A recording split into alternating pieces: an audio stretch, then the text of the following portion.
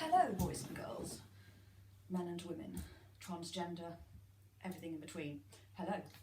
Welcome to Julia's Comedy Bloomers. I call them Comedy Bloomers because I can't call them comedy shorts because I don't wear shorts, and somewhere out there's a heckler going, no, you can't even call it fucking comedy either, but there you go. You always get them, don't you, hecklers?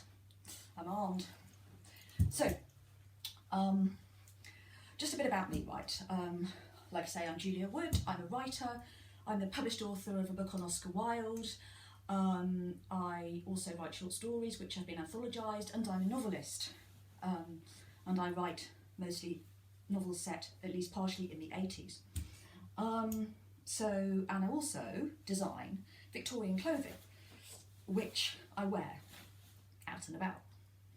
And at the moment, I am designing a new range of lockdown loungewear. So a sort of bloomers and camisole combination thing that's nice and comfortable to sit in, that doesn't make you feel or look like a bag lady, hopefully.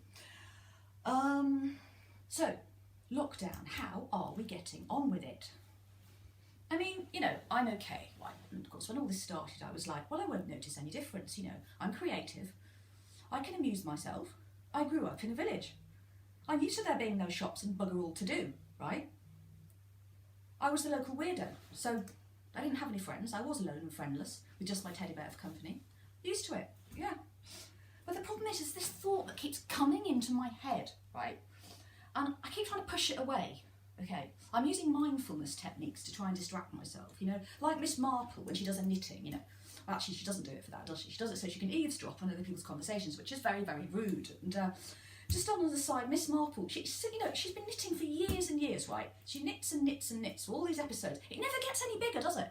It's like still the size of a tiny handkerchief, like a Cindy doll handkerchief, doesn't it? And you think she could have knitted her way several times around the world by now in this great long yarn of knitted wool thing, but no, it's the same size, because she isn't really knitting, is she?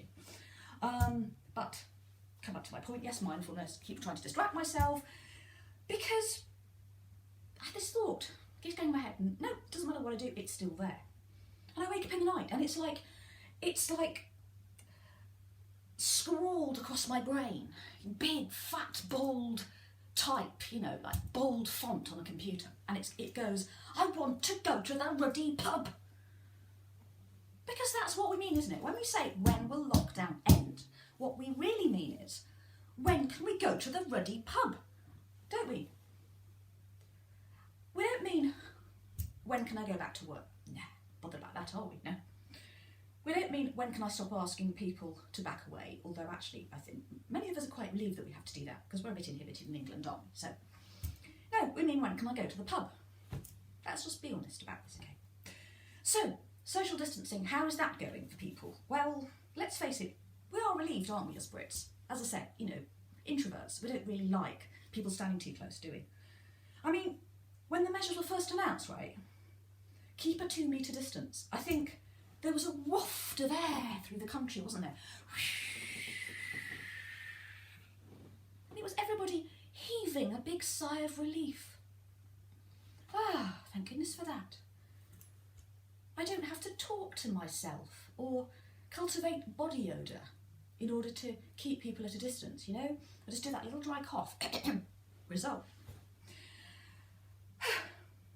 So, are people doing it though? That's the question. Are people doing it? No, they are not. You go in the street and they're not doing it. They're not doing it at all. And so I started carrying tape measure around, right? But it's not very unbecoming, tape measures. I mean, they're not very attractive. They're not very aesthetic, you know. I'm into my aesthetics now. So, they didn't work anyway, because I'd get weirdos going, ooh, would you like to measure it? Mine's so big I can't measure it myself.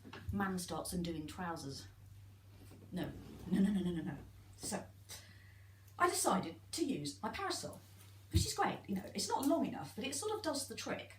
But, you know, for the occasional persistent nutter, I think you need something a little bit extra, don't you? On the end, or, you know, to give people a bit of a shock, right? So, actually, at the moment, I'm currently in negotiations with the Farmers Union to have a cattle prod fitted so I can go, get away. Thank you for listening. Tune in again sometime soon for more of Julia's Comedy Bloomers.